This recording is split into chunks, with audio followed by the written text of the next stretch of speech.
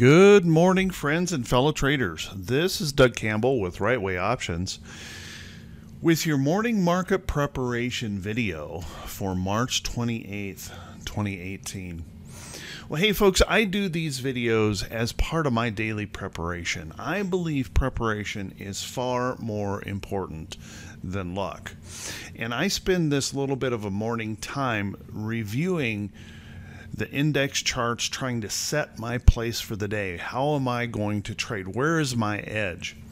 And if you find this information helpful, or if you find that this is the first time that you've run across this information and would like to get this information every day, please do me a favor. Click on that subscribe button on YouTube and the follow me button on Facebook. As a matter of fact, if you're watching this on Facebook, if you could do me a favor and go over to the Right Way Options YouTube channel and subscribe, that would be awesome, because these videos get posted there first and you would get the very first look at this video. Click those subscribe buttons, click those thumbs up buttons, and also do me a favor and drop a comment if you think the video is worth it. Feel free to share this video with any friends and family that you think might find it helpful as well. Folks, we are in a very volatile market, and I issued some warnings yesterday, and I know no one wanted to hear them. I didn't want to hear them. I don't like to see the market falling. I don't like to see this kind of volatility, but I suggested yesterday to be careful not to chase this market as it was pushing toward resistance levels. We tend as traders to just kind of want to ignore the bad, and because most people want to be long the market. And I get that. I understand that. It feels much more comfortable, buying low and selling high. But when we get into volatile markets like this, it's often the case that you're better off to trade less and stand aside a little bit more than jumping into such massive volatility. Because one of the things that I experienced in the past as I was coming up as a trader is learning to recognize when I have an edge in the market and when I don't. And when I don't, I tend to stand aside a lot more. I haven't been trading an awful lot. I have been trading, but very safe positions, I would say, rather than taking a lot of positions in a market that is so volatile. So be careful of that. If you're finding your accounts being chopped to pieces, it's time to recognize that you don't have an edge here, and as the CEO of your business, you need to make some decisions to protect that capital so that you're available, that money is available to trade when the market conditions improve. Okay, so be careful of that. I've been talking to a lot of traders lately that have just been chopped up, and I hate seeing that. So don't give your money back to the market. You worked really hard for that money. Wait for the time to improve. Wait for your edge to return in this market. So diamonds here, failure point here, bearish engulfing candle. The 200-day moving average is less than 500 points away. This pattern right here would suggest another lower high failure, and the possibility of sinking to that 200-day area here for support. Now, we're getting a little bit of bullish pop this morning in the futures. Not a lot, but just 85 points right now as I'm recording this. We're trying to bounce up, but just notice that's really nothing by comparison to the market. And even though we all want to hang on to that little bullishness, and it all makes us feel better when we get a rally after a big sell-off like yesterday, and kind of a surprising sell-off, then we tend to want to just jump long and get long and try to keep those rose-colored glasses on. But folks, keep in mind, there's a lot of danger here, and waiting for the market to find its own bottom, that's kind of a process for the big boys, the institutions. They'll determine where the bottom is, and we as retail traders can then follow in when that safety level starts coming back up. So think about that as you plan your day forward. Let's take a look at the SPY. SPY cracking down here nasty yesterday, just absolute nasty reversal right here at price resistance. I mean, we hit that price resistance almost to the penny, this resistance that I've drawn in here, right underneath this price level, and it just got slammed down by the bears. We came back down and came very, very close within a tick or two of testing that 200-day moving average again on the SPY. So keep that in mind as you move forward. Wait for the better day to get involved in such a turbulent amount of price action here. Take a look at the Qs. Qs, ugly sell-off as a lot of the techs just got really slammed. The so-called FANG stocks really taking it on the chin yesterday, selling off strongly. And notice that we could easily test this 200-day moving average end down here. No one wants that to occur, and I get that. But this is a failure of the 50-day moving average.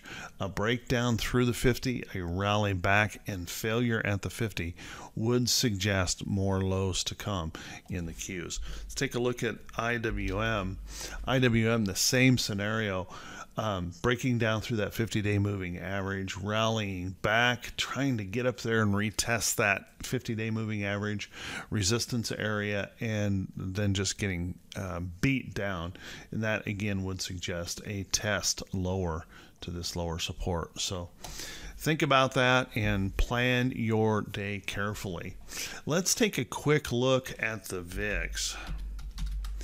The VIX rallying, staying in this bullish mode here, rallying off this trend line. I'm going to go to my chart here with a little bit less going on up here, and rallying off of this trend line. So this big move up, pull back, finding support here, trying to push on higher. We do have a little bit of price resistance here in the VIX that we would have to push through to get much higher, but they're certainly displaying considerable danger here in the market. We've bounced off this price support.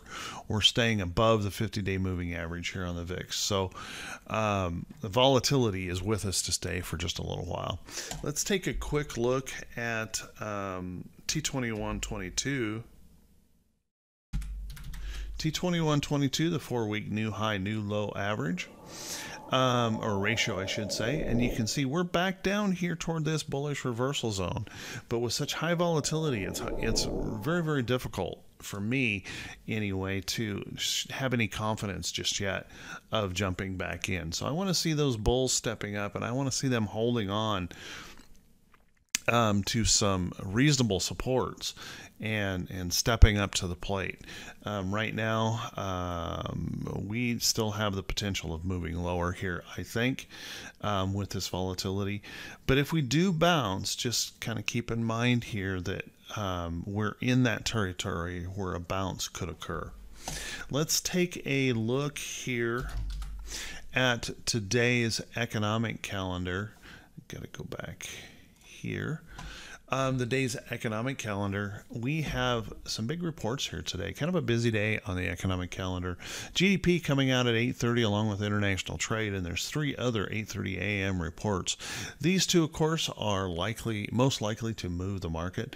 GDP is expected to show a slight increase over the last reading, and international trade is expected to close the gap ever so slightly.